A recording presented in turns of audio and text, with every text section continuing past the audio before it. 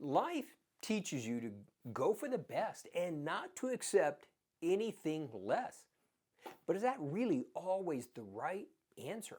That there are times when actually choosing second best, demonstrating our reliance on God, is the path to greater blessings.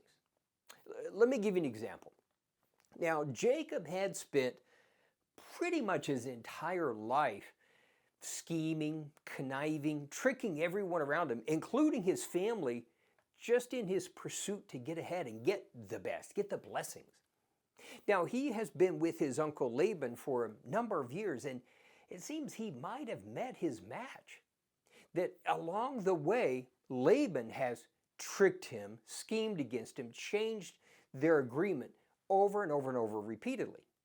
And while Jacob had gained and built a family, he'd spent all his time and effort building Laban's wealth and really none for himself. And so he's decided it's time for him to go home. Now, Laban intervenes. He interjects. And he declares, it's obvious I'm blessed by God for your sake. What can I do? What can I offer you to stay? What can I do to make it worth your while? What can I give you? Now, this is where Jacob begins to display wisdom at multiple levels, as we'll see.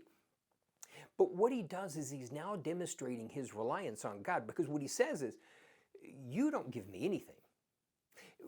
All I would ask for is those that are spotted and speckled. The ones that are perfect, those pure white ones, those will all be yours.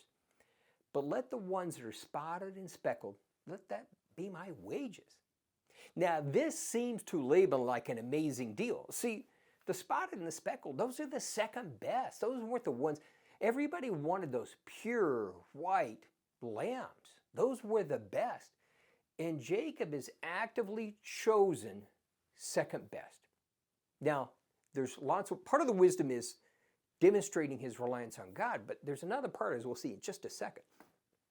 But before that, the reality is, Laban once again tries to cheat him and immediately has the family gather all of those who are spotted and speckled and take them away so they can't breed with the rest. In other words, still trying to cheat Jacob. But what he had said to Laban was that by choosing the spotted and speckled, my honesty will speak for itself.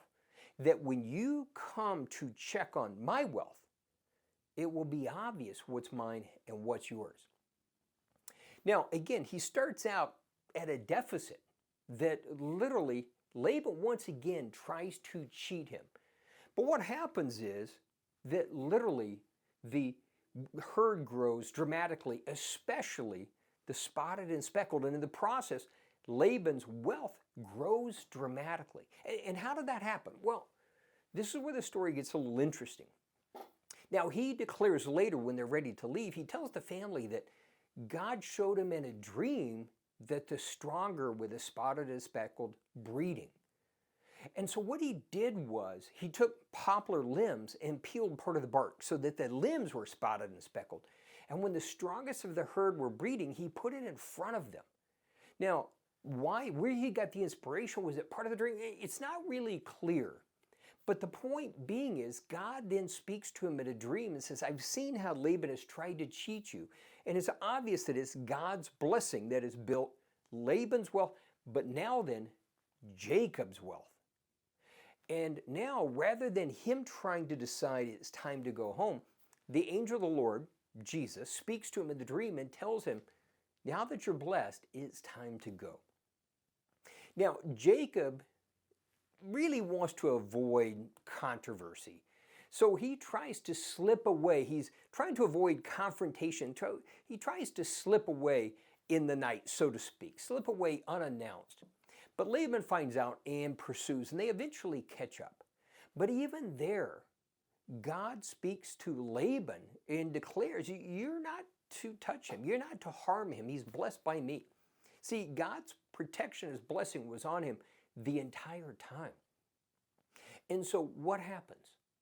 Laban is frustrated, but he can do nothing. And it's obvious that all of the herd that Jacob is taking with him is those spotted and speckled. He can't make a claim against any of the wealth that Jacob has taken with him. Now, how does that apply to you and I?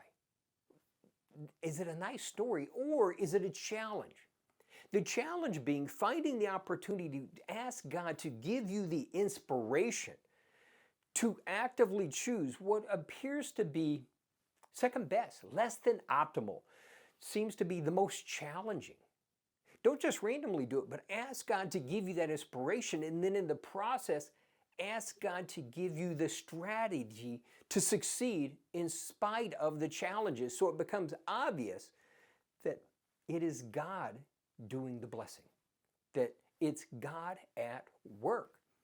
Whatever your situation, whether you're in a corporate job, what's the department, the division, rather than going for the most prestigious role, what's the department, what's the division that's struggling? Rather than, again, the most prestigious position, what's the opportunity to step in, whether you're in ministry, whether you're still getting your education, what's the opportunity in life where you see the area that's struggling, where you can then step in, relying on God for the strategy and be the real difference maker. And in the process, watch God bring the blessing, watch God bring the promotion. See, we need more kingdom leaders in every part of society who will begin to, rather than going for what appears to be the best, look for God's inspiration for opportunity to bring that transformation. But looking then, we place ourselves in that position where we're now vulnerable, so to speak. That now that our strategies aren't good enough, we need your strategies, God, and watch you at work. And if we have more people begin to take the challenge, ask God for the inspiration, begin to step out by faith, watch God move, watch lives transformed, and it's obvious that God is the one who's doing all the blessing.